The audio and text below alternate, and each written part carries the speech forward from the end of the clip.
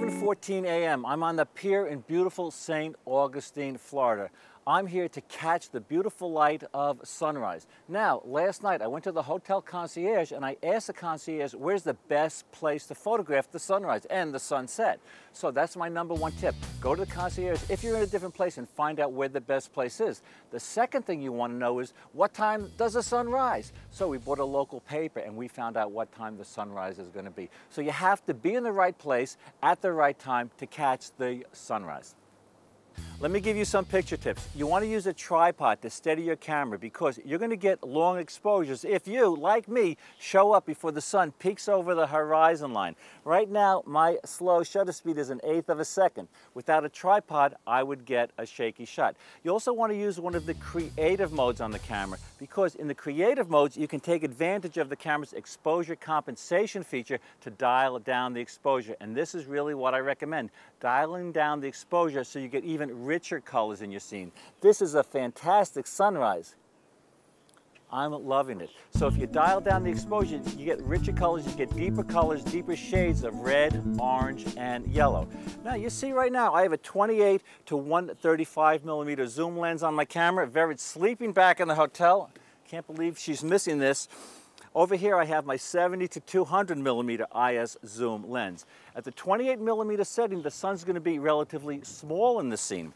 As I zoom out to the 200 millimeter setting, the sun's going to get larger. So if you want the sun small in the scene, use a wide angle zoom lens or the wide angle setting on your zoom lens. If you want it large, use the telephoto setting on your telephoto zoom lens. Let's talk about composition. Imagine a tic-tac-toe grid over the scene. If you place the sun, the main subject, where those lines intersect, you'll get a more interesting shot than if you place the sun dead center in the frame. Speaking about dead center, you don't want to cut the scene in half with the horizon line in the center of the frame. Dead center is deadly.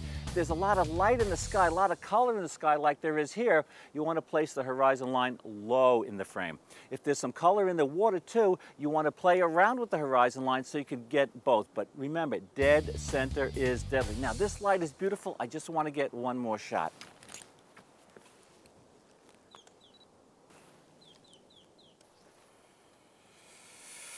This is the shot I want to get. I want to get a beautiful silhouette of our production assistant, Kristen. So I'm going to take the first shot. She's looking right at me, but when the subject's looking right at you for a silhouette, you can't even tell who the heck is in the scene. So what you want to do now is look this way. I'm going to get a profile of her with the sun in the back. I have her placed off to the side.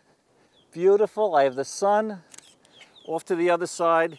And this is another important tip. It sounds kind of funny. You don't want to decapitate the subject with the horizon line. In other words, you don't want that horizon line going right through the subject's neck. So right now I'm going to get down a lot.